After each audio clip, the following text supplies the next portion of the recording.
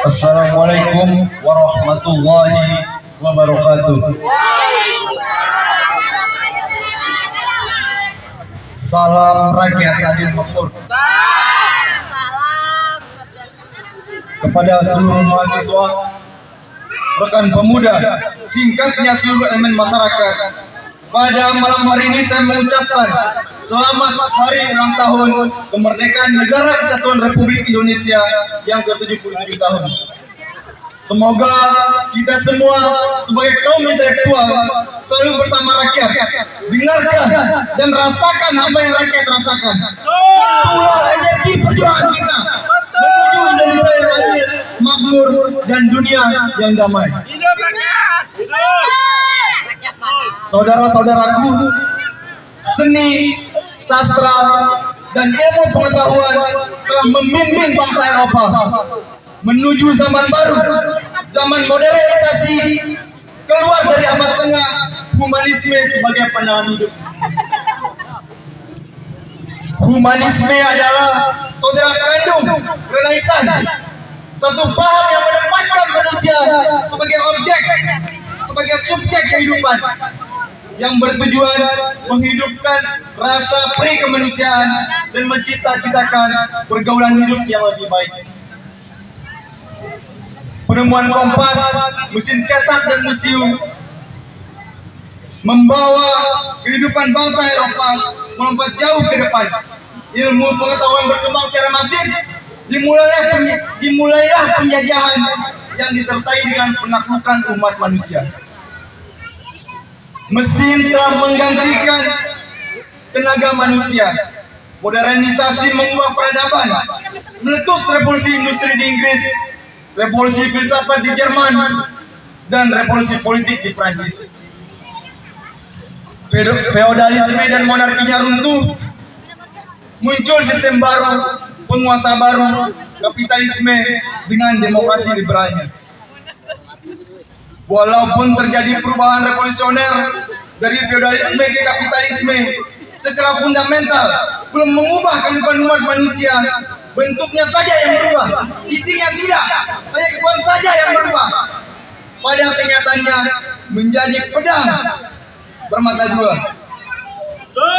Penindasan serta penghisapan manusia terhadap manusia masih terus terjadi, bahkan sampai zaman digital sampai hari ini. Humanisme yang digaungkan oleh bangsa Eropa dengan semboyan kebebasan, persamaan, dan persaudaraan pada kenyataannya menjadi pedang bermata dua.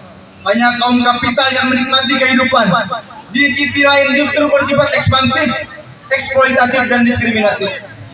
Terjadilah penjajahan bangsa atas bangsa dan penindasan manusia atas manusia.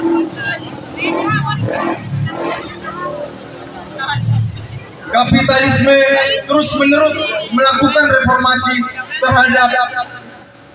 reformasi tetap tidak mengubah hakikatnya sebagai sistem yang rakus. Kita semua menyaksikan serta merasakan begitu rapuhnya kapitalisme saat pandemi COVID-19 melumpuhkan aktivitas ekonomi mereka. Saudara-saudaraku, semua manusia yang hidup di alam dunia ini menginginkan kebahagiaan serta kedamaian, baik lahir maupun batin, baik material maupun spiritual. Betul. Demikian juga dengan bangsa Indonesia, kebahagiaan serta kemerdekaan hidup yang mestinya dinikmati di tengah kekayaan serta kesuburan alamnya cukup lama diinterupsi oleh penjajahan. Catatan sejarah perjalanan hidup bangsa Indonesia dirampas, mentalitas bangsa pun dihancurkan, kebangsaan serta percaya diri bangsa Indonesia dihilangkan, agar tetap tunduk dan bisa dikontrol oleh penjajahan dengan segala macam bentuknya. Saudara-saudaraku, sebagai bangsa Timur, Indonesia tidak menempatkan nasionalitas objektif sebagai landasan hidup. Maka konsep untuk membangun bangsa baik raga maupun jiwa harus berangkat dari kenyataan tersebut.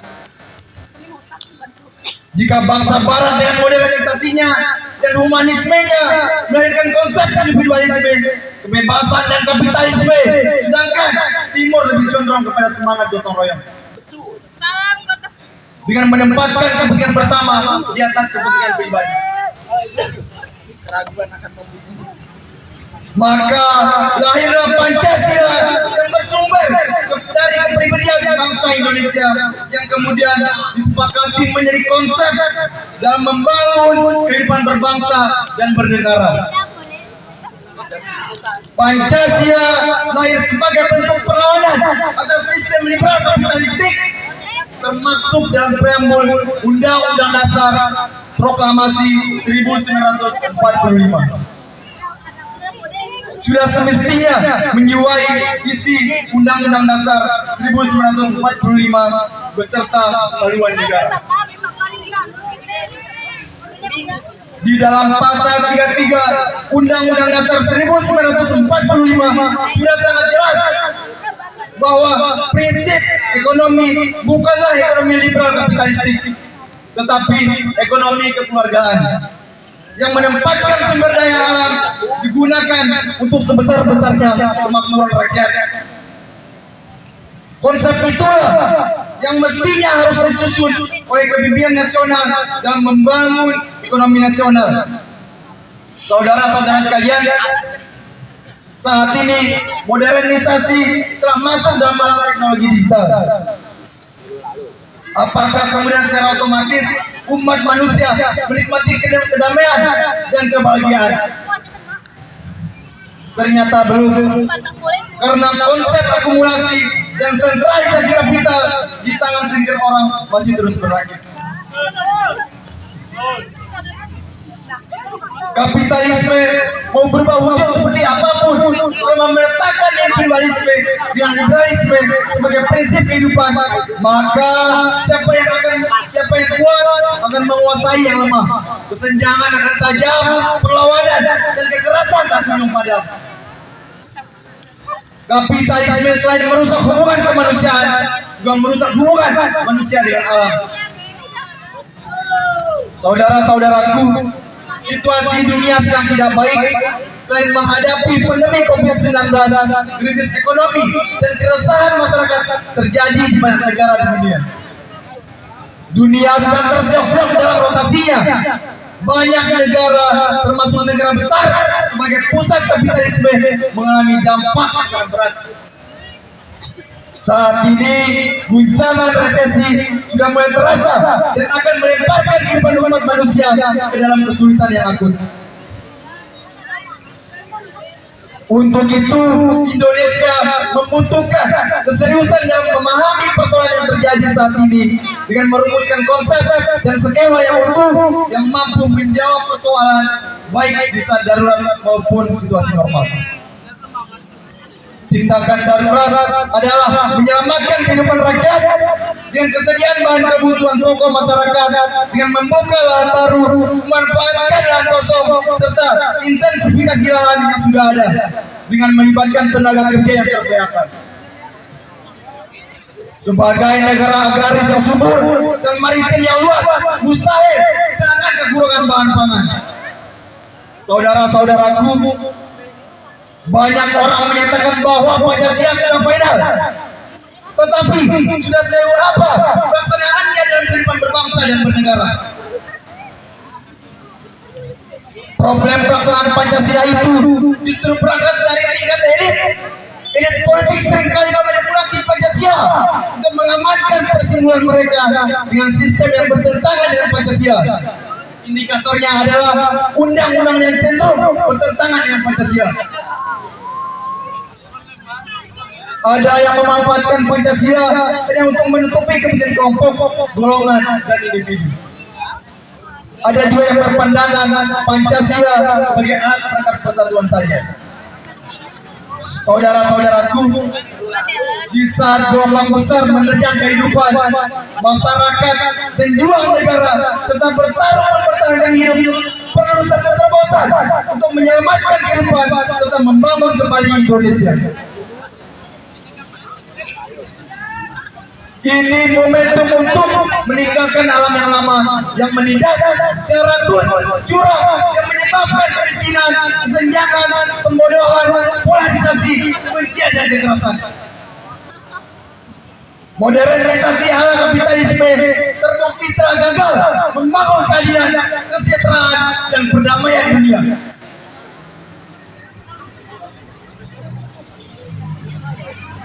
Dengan segenap kekuatan yang kita miliki, mari kita bangkit, bangun tatanan baru, satu tatanan yang menjunjung tinggi nilai ketuhanan, kemanusiaan, persaudaraan, keadilan, kemakmuran, dan perdamaian. Tatanan yang menjadikan masyarakat banyak sebagai tulang punggung ekonomi nasional dalam bentuk koperasi dan UKM selain BUMN dan swasta nasional.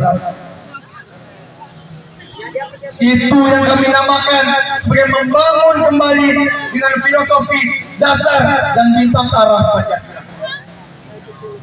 Saudara-saudaraku, di tengah kesenjangan sosial yang sangat tajam, kekayaan hanya tersentralisasi kepada segelintir orang, yang ada individu atau kelompok manapun yang merasa dirinya paling Pancasilais. Dan jangan sekali-kali kita menjadikan Pancasila sebagai alat politik kekuasaan semata dan mempersempit makna Pancasila sebagai alat pemersatu yang kaku dan semu. Karena Pancasila sebagai dasar dan bintang arah bangsa Indonesia adalah kekuatan untuk menyatukan sekaligus mensejahterakan seluruh rakyat Indonesia. Karena Pancasila milik seluruh bangsa Indonesia, bahkan ke depan bisa saja menjadi bintang petunjuk arah bagi umat manusia di seluruh dunia untuk membangun kehidupan yang damai. Untuk itu kami memiliki pandangan sebagai berikut. Pertama, untuk keluar dari kegentingan saat ini, musyawarah mufakat adalah prinsip yang harus tetap dijunjung tinggi. Saat ini ada mendesakan melaksanakan konsensus nasional untuk menegaskan kembali Pancasila sebagai filosofi dasar bintang arah Indonesia dalam mencapai tujuannya, yaitu masyarakat yang adil dan makmur. Kedua, Pancasila sebagai dasar negara sudah final, tidak relevan lagi untuk diperdebatkan lagi, tetapi tafsir tunggal terhadap Pancasila akan bertentangan dengan perkembangan zaman. Ilmu pengetahuan dan demokrasi terhadap pada hakikatnya Pancasila juga bersifat dinamis. Ketiga, setiap warga negara memiliki hak untuk berpolitik dan menjadikan sila pertama, sila kedua, sila ketiga, sila keempat maupun sila kelima dari Pancasila menjadi asas perjuangannya. Selama dilakukan dengan cara demokratis, konstitusional, dan tidak keluar dari konsensus nasional, Pancasila sebagai dasar negara seperti yang termaktub dalam preambul Undang-Undang Dasar 1945.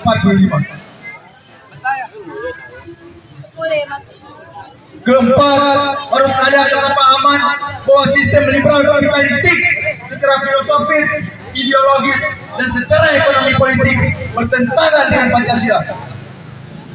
Kelima, merumuskan arah pembangunan nasional sebagai haluan negara yang sesuai dengan Pancasila.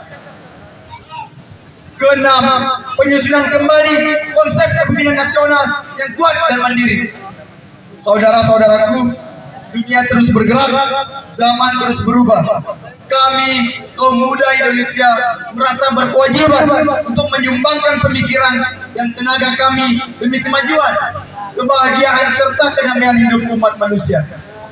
Mari dengan Pancasila kita sampaikan ke dunia bahwa di antara batas negara, batas kepercayaan dan bangsa demi ketentraman hidup dan nilai-nilai kehidupan yang harus dijunjung tinggi secara bersama-sama, yaitu kemanusiaan, keadilan, persaudaraan, agar tercipta perdamaian dunia. Bhinneka Tunggal Ika, Tanhana Dharma Mahwara, bangun persatuan nasional, wujudkan kesejahteraan sosial, menangkan Pancasila.